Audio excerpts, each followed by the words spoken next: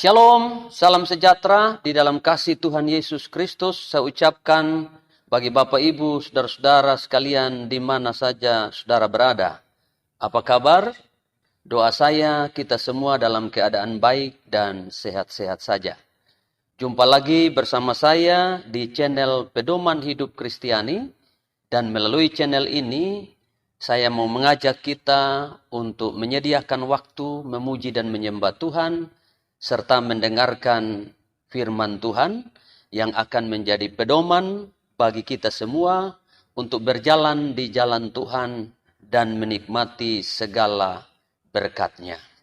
Baik Bapak Ibu saudara sekalian, kita awali persekutuan ini dengan sebuah pujian bagi Tuhan.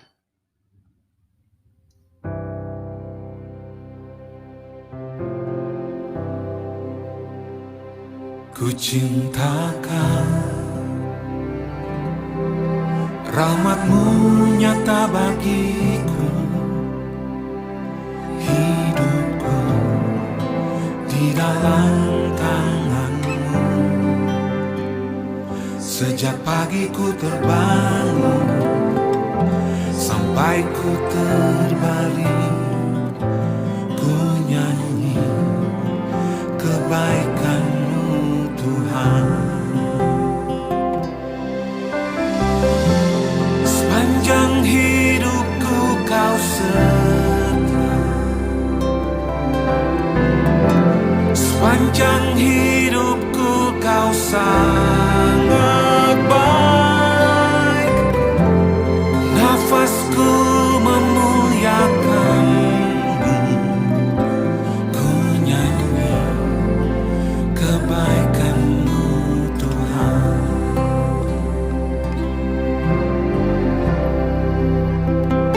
Suara-Mu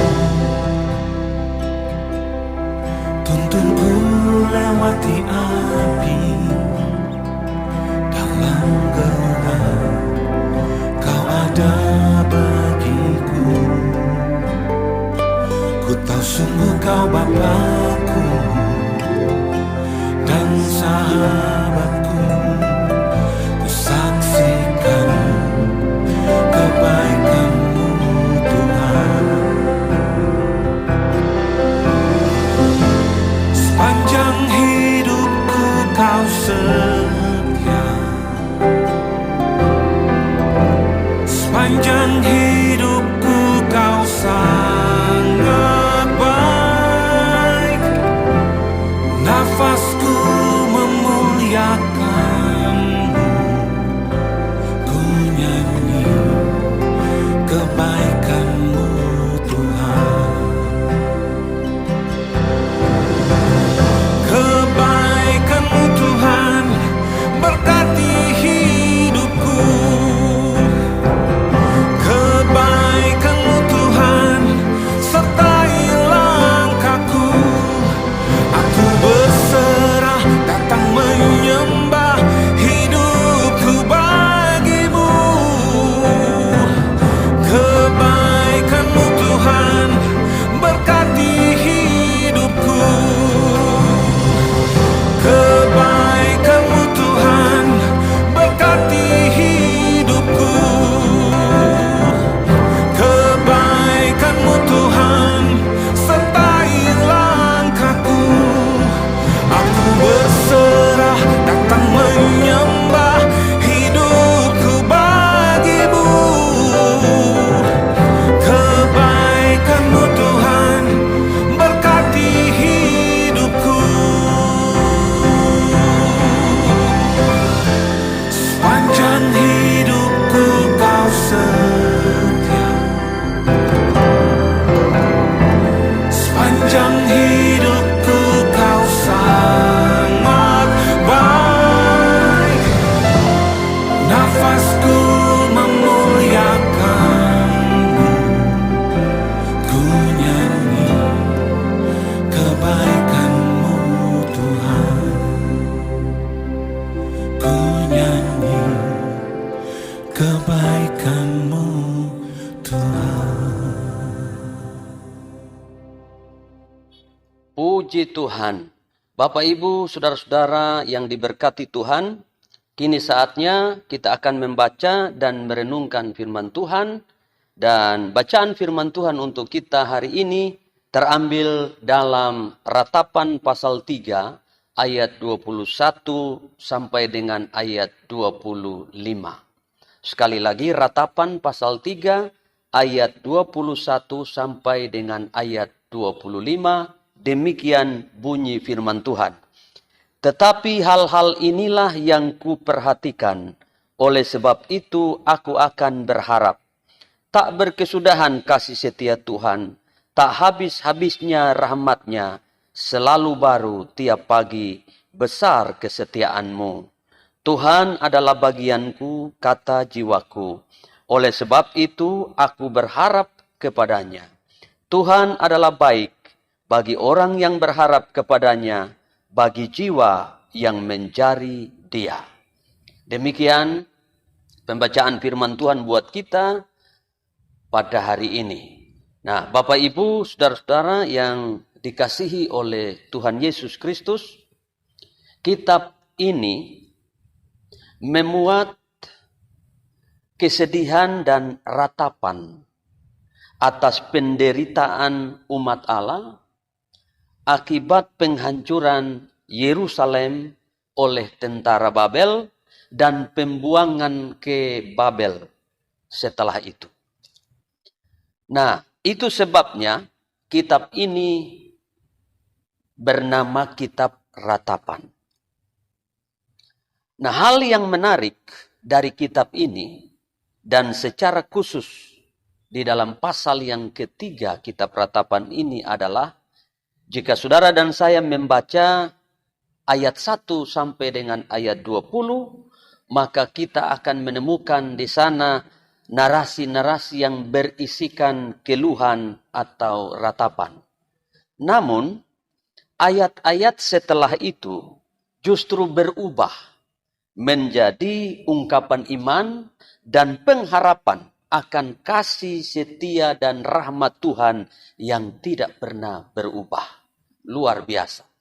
Nah, saudara-saudara sekalian, hal ini memberi kita pelajaran berharga bahwa di tengah-tengah situasi yang sulit, yang tidak menyenangkan, yang penuh dengan penderitaan yang diizinkan oleh Tuhan, kita belajar untuk tidak tenggelam di dalam kesedihan dan atau ratapan.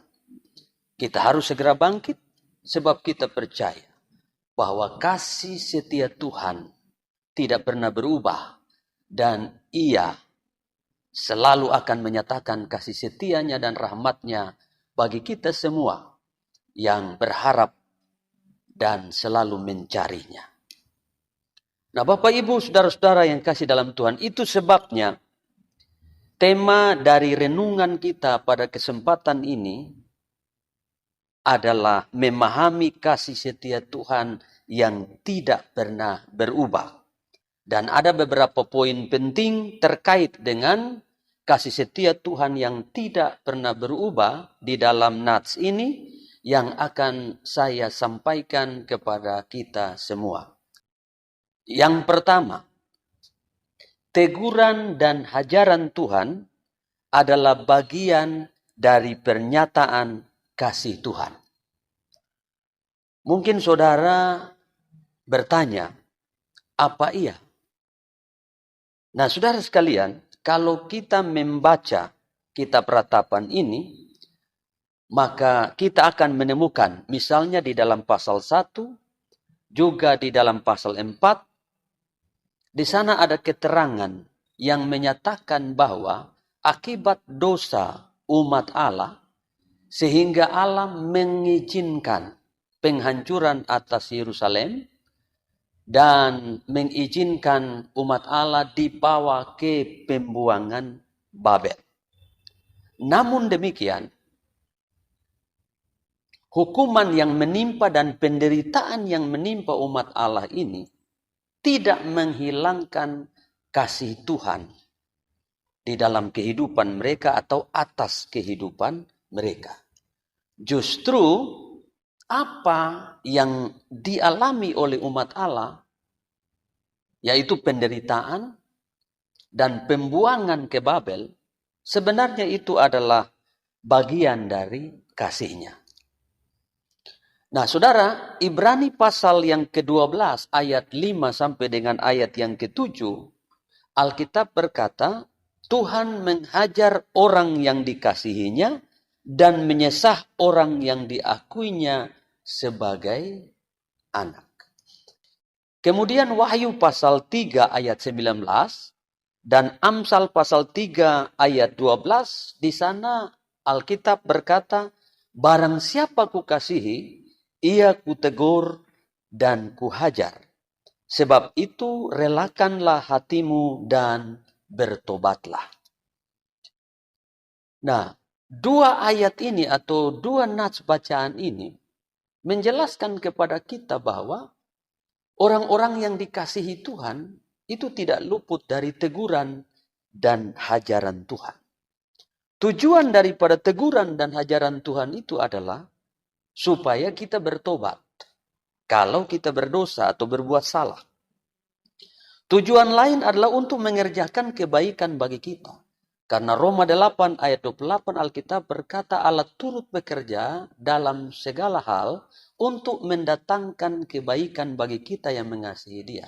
Bahkan kalau kita baca di dalam Ibrani 12 ayat 10 dan ayat 11, Alkitab berkata bahwa tujuan daripada teguran dan hajaran Tuhan adalah untuk menghasilkan buah kebenaran dan supaya kita beroleh bagian di dalam kekudusannya. Karena teguran dan hajaran Tuhan itu hanyalah alat yang membawa kita untuk menemukan dan mengalami kebaikan Tuhan di dalam kehidupan kita. Bentuk-bentuk teguran Tuhan dan hajaran Tuhan itu bisa bermacam-macam. Di dalam konteks bacaan kita ini kita tahu bahwa bentuk daripada teguran dan hajaran Tuhan buat umat Tuhan adalah mengizinkan Yerusalem dihancurkan. Lalu kemudian umat Allah dibawa ke pembuangan. Mereka berada dalam satu situasi yang sulit dan sangat menderita. Kalau kita baca di dalam Alkitab, dalam bagian lain, kita lihat ada bentuk-bentuk teguran dan hajaran Tuhan seperti misalnya kepada Yunus yang lari dari panggilan Tuhan. Allah mengizinkan untuk ia mengalami musibah atas kapal yang ditumpanginya dan mengizinkan ikan besar menelannya. Selama 3 hari ia berada di dalam perut ikan. Dia tidak mati. Kenapa? Karena situasi itu atau peristiwa itu hanyalah sarana bagi Tuhan untuk membawa dia kepada kebaikan, yaitu mengembalikannya kepada panggilan Tuhan. Karena itu Bapak Ibu Saudara sekalian, jangan pernah putus asa jika kita ditegur dan kita dihajar oleh Tuhan. Meski pada waktu kita ditegur dan dihajar oleh Tuhan, itu situasi yang memang tidak menyenangkan bagi kita. Demikian kata penulis kitab Ibrani dalam Ibrani 12. Pada waktu kita ditegur, pada waktu kita dididik oleh Tuhan, pada waktu kita didisiplin oleh Tuhan, itu tidak menyenangkan. Tapi akhirnya menghasilkan buah kebenaran, mendatangkan kebaikan bagi setiap kita yang dilatih oleh Tuhan. Nah, kebenaran yang kedua yang kita dapatkan di dalam nas bacaan kita adalah kasih setia Tuhan selalu tersedia bagi mereka yang berharap dan mencari Tuhan. Ayat 25 dari Ratapan pasal 3 berbunyi demikian. Tuhan adalah baik bagi orang yang berharap kepadanya, bagi jiwa yang mencari Dia. Kemudian ayat 31 dan ayat 32 berkata, karena tidak untuk selama-lamanya Tuhan mengucilkan. Karena walau ia mendatangkan susah, ia juga menyayangi menurut kebesaran kasih setianya. Luar biasa. Saudara-saudara sekalian, saya mau mengatakan begini, bahwa teguran dan hajaran Tuhan sekalipun tidak menyenangkan, tapi itu bersifat sementara. Karena Tuhan menggunakannya untuk menggenapi maksudnya, yaitu mengerjakan kebaikan bagi kita. Untuk itu, pada saat kita sadar dan kita bertobat, kalau kita berdosa atau kita salah, kita bertobat dan kita kembali ke jalan Tuhan, maka kita percaya bahwa kasih setia Tuhan akan dinyatakan di dalam kehidupan kita. Karena itu saudara, mari kita belajar untuk terus mengevaluasi hidup kita. Terutama pada saat kita mengalami penderitaan-penderitaan yang diizinkan oleh Tuhan. Mungkin itu sebagai bentuk teguran dan ajaran Tuhan buat kita. Belajar untuk insaf dan sadar, lalu bertobat, kembali ke jalan Tuhan, kembali mengikuti apa yang Tuhan kehendaki. Karena kasih setia Tuhan akan selalu tersedia bagi kita. Orang-orang yang bertobat dan berharap bersandar kepada Tuhan serta hidup mencari Tuhan. Hal yang ketiga, seperti apakah kualitas kasih Tuhan yang tidak pernah berubah itu? Kata kasih setia berasal dari kata hesed yang digunakan untuk menyatakan kasih Tuhan yang tidak berubah atau tidak tergoyahkan, yang Tuhan nyatakan bagi kita di atas sebuah perjanjian yang Tuhan ikat antara dirinya dengan kita. Ia mengasihi kita dengan kasih yang tak pernah berubah, yang tak tergoyahkan. Itu sebabnya saudara, di dalam ayat 22 dan ayat 23, kita menemukan sifat dan kualitas kasih Tuhan yang tidak berubah itu sebagai berikut. Pertama, kasih setia Tuhan itu tak berkesudahan. Maksudnya tidak ada batas waktu dan bersifat kekal. Kalau kasih manusia itu terbatas. Tapi kasih Tuhan tidak pernah berkesudahan. Yang kedua, tak habis-habisnya rahmatnya. Artinya persediaan kasih setia Tuhan itu selalu ada. Selalu tersedia. Stoknya tidak pernah habis. Haleluya. Hari ini saudara butuh kasih Tuhan. Kemurahan Tuhan dan rahmat Tuhan serta berkat Tuhan. Ada buat saudara. Besok, bahkan seterusnya sampai selama-lamanya. Kasih Tuhan, rahmat Tuhan dan berkat Tuhan selalu ada, selalu tersedia. Tanpa batas buat saudara dan saya. Yang ketiga, selalu baru tiap pagi. Artinya apa? Artinya Tuhan itu selalu bekerja menciptakan berkat-berkat yang baru buat saudara dan saya. Tuhan kita adalah Tuhan yang tidak menyimpan berkat yang lama, berkat yang basi, atau berkat yang sudah expire buat kita. Tapi Dia selalu menciptakan, menyediakan, dan memberikan berkat yang selalu baru tiap pagi buat saudara dan saya. Kemudian yang keempat adalah besar kesetiaanmu. Ini maksudnya tentang kapasitas, volume, kekuatan, dan kelimpahan daripada kasih setia Tuhan yang tidak ada batasnya, yang mampu untuk menolong, menyediakan semua kebutuhan kita dan menyelamatkan kita kapan saja, di mana saja, dalam situasi apa saja. Siapapun kita, kasih Tuhan besar, melimpah-limpah, tersedia secara tidak terbatas buat saudara dan saya. Bapak, Ibu, saudara-saudara yang dikasihi Tuhan Yesus Kristus. Inilah 3 kebenaran yang terkait dengan kasih setia Tuhan yang tidak terbatas dan yang tidak berubah. Saya sampaikan buat kita semua pada kesempatan ini. Kiranya melalui kebenaran ini, kita selalu dikuatkan dan kita dibawa untuk makin mengasihi Tuhan, makin setia kepada Tuhan, dan mengandalkan Tuhan di dalam seluruh hidup kita. Tuhan Yesus memberkati kita semua. Amin.